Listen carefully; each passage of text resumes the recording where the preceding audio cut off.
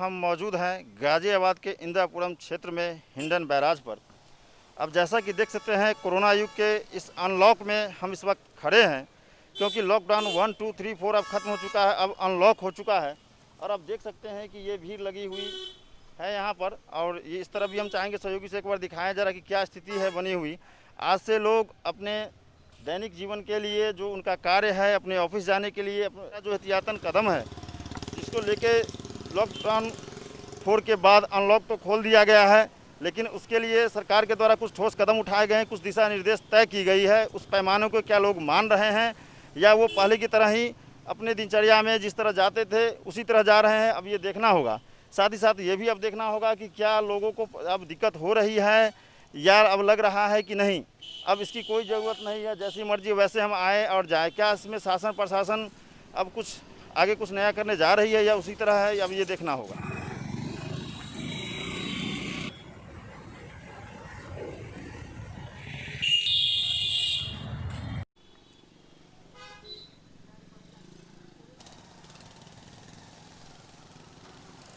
जैसा कि आप देख रहे हैं, मानव तो मानव, यहाँ जीव जंतु जो है, यहाँ पे एक बंदर है जिसके पास आप देख रहे हैं कितने सारे खाना पड़ा हुआ है। लोगों के अंदर मानवता के नाते अब देखिए मानवीय जो उनकी विचारधारा इसको लेकर यहाँ आए हुए हैं। इनसे भी हम जानते हैं कि क्या है वजह है और कब से ये खाना दे रहे हैं। भाई साहब, इनको भी तो देना चाहिए खाना। हम लोगों को तो मिले रहा, पर इनको भी तो मिलना चाहिए। इसलिए मुझे 5-6 हफ्ते हो गए इनको देते देते। क्या आप नियमित आते हैं और इनको खाना दे रहे हैं यहाँ पर? ना, मैं हर उसको आता हूँ, मंगल को। तो जैसा कि आपने देखा यहाँ ये बता रहे हैं कि हर मंगल को आते हैं और इनके अंदर वो वेदना जरूर है कि कम से कम कि इंसान को तो हम एक दूसरे की मदद करेंगे, इसको मदद कौन करेगा। क्योंकि आप जानते हैं लॉकडाउन 1, 2, 3, 4 इस तरह बीता है कि लोग अपने घरों में रहने के लिए मजबूर थे। इसी बीच में मानवता का परिचय देते हुए इन्होंने इस बंदर का भी ख्याल रखा और साथ ही साथ ये आते हैं प्रत्येक मंगलवार को और इस तरह से सेवा भी अपना करते हैं। साथ ही अब समाज में ये भी देखना होगा कि क्या सरकार के द्वारा जो दिशा निर्देशित किया गया है कि गाड़ी पे बाइक पे अगर एक आदमी से ज़्यादा नहीं जाना है। अब 4 व्हीलर की बात करते हैं तो एक ड्राइवर के अलावा 2 व्यक्ति अतिरिक्त होना चाहिए।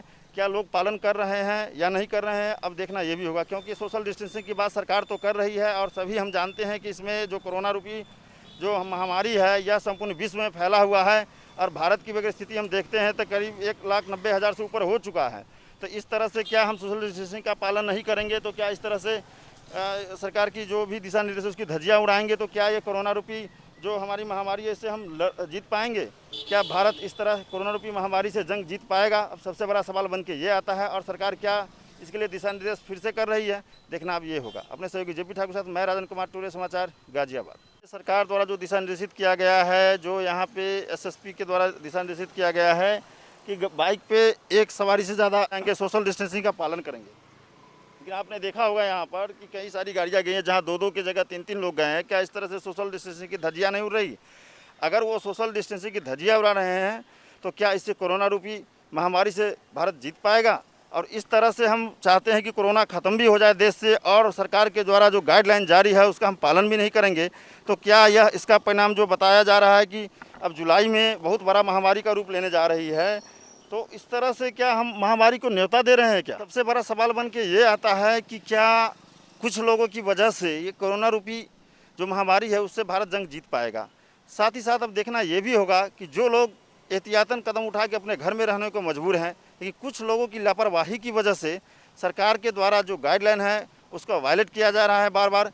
क्या अब इस पर सरकार शासन प्रशासन के द्वारा क्या ठोस कदम उठाया जाए जिससे कि इस तरह के लोगों पर अंकुश लगाया जाए?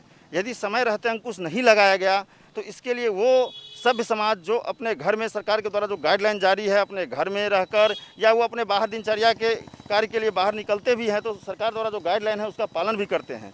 लेकिन इस तरह से कुछ लोग जो धज्जियाँ उड़ा रहे हैं उनकी वजह से वो भी परेशानी में आ रहे हैं। तो अब सरकार ऐसे लोगों पे क्या अंकुश लगा पाती है, अब ये देखना होगा। अपने सहयोगी जेपी ठाकुर के साथ मैं राजन कुमार टूडे, समाचार गाजियाबाद।